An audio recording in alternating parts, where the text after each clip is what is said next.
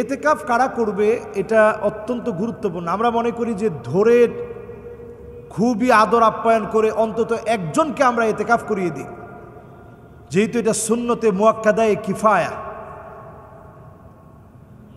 এতেকাফটা আমরা বাংলাদেশে এতেকাফ যারা করি অনেকে না বুঝে আমরা এতেকাফ করি, জোর জবরদস্তি করে এতেকাফে বসানো হয়। এতেকাফ কোনো জোরের ইবাদত না। আম্মাজান আয়েশা সিদ্দিকা রাদিয়াল্লাহু তাআলা আনহা থেকে বর্ণিত হাদিস, রাসূলুল্লাহ সাল্লাল্লাহু আলাইহি সাল্লাম ফি আশরিল আওয়াখির মিন রমাদান, রমজানের শেষ দশকটা,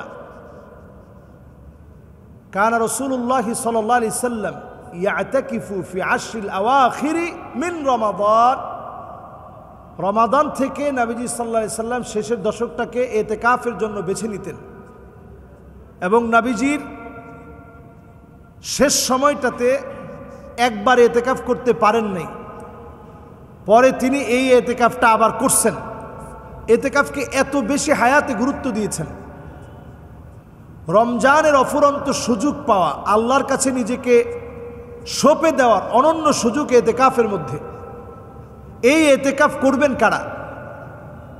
এই এতেকাফ করবে যাদেরকে আল্লাহ রাব্বুল আলামিন তৌফিক দিয়েছেন,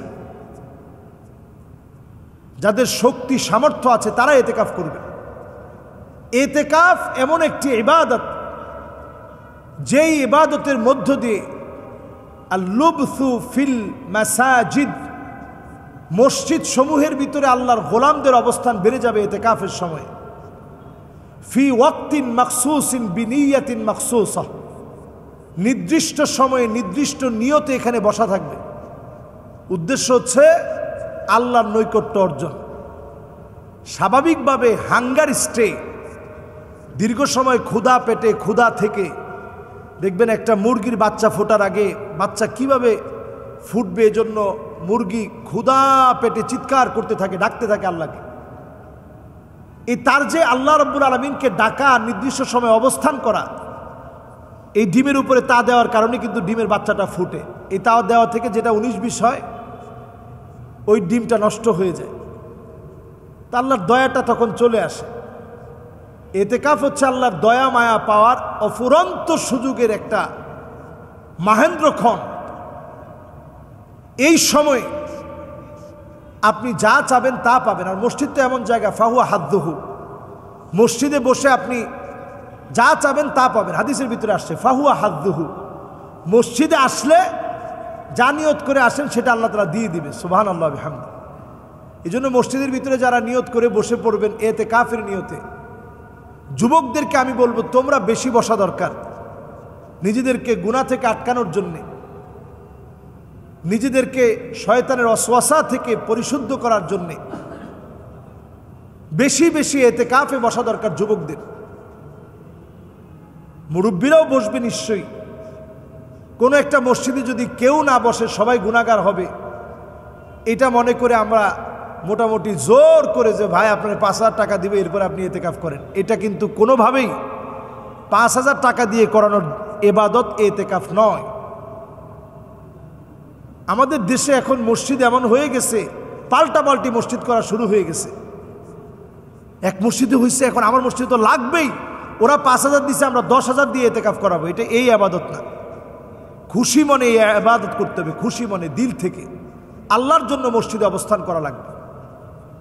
এরপরে আসি, এতেকাফ করা অবস্থায় আমরা দুনিয়াবি কথা বলতে একেবারে পারবো না, বিষয়টা কিন্তু আদৌ এরকম না।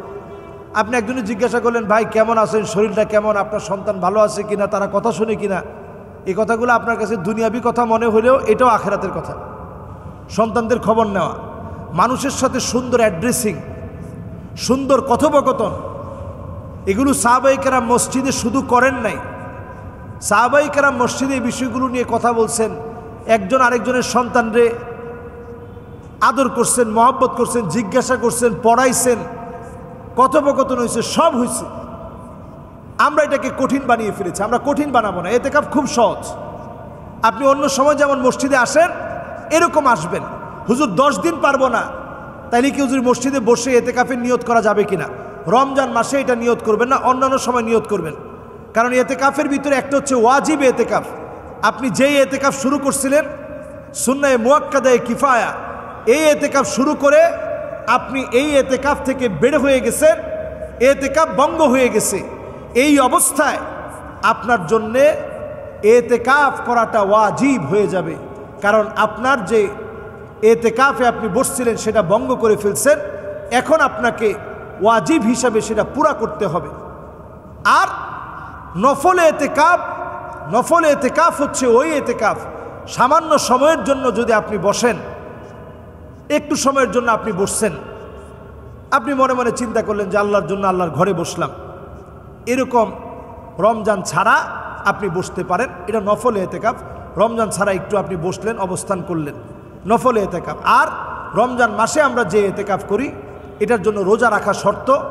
আমাদের মা বোনরা যদি ঘরের মধ্যে বসতে চান, একটা কোণার মধ্যে শাড়ি দিয়ে পেঁচিয়ে আলাদা একটা জায়গা করবেন, ওই জায়গায় আল্লাহকে স্মরণ করবেন।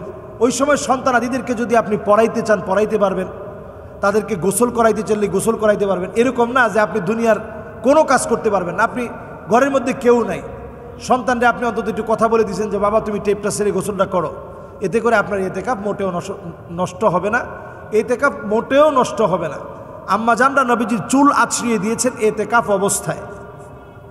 কাজে আমাদের শরীয়তের বিষয়গুলো সহজভাবে সুন্দরভাবে বোঝা উচিত। আল্লাহ তাআলা আমাদেরকে বোঝার তৌফিক দান করুক। এবারের এতেকাফ আমাদের গুনাহ মাফের এতেকাফ হিসাবে কবুল হোক।